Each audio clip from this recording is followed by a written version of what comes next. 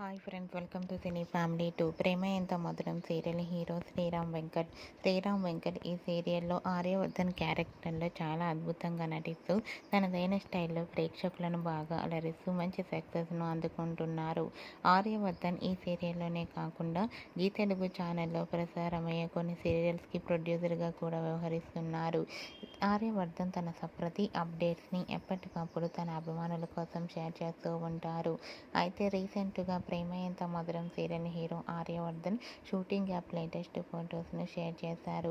ఆ ఫొటోస్లో ఆర్య సార్ చాలా సరదాగా, హ్యాపీగా, ఎంజాయ్గా కనిపించారు.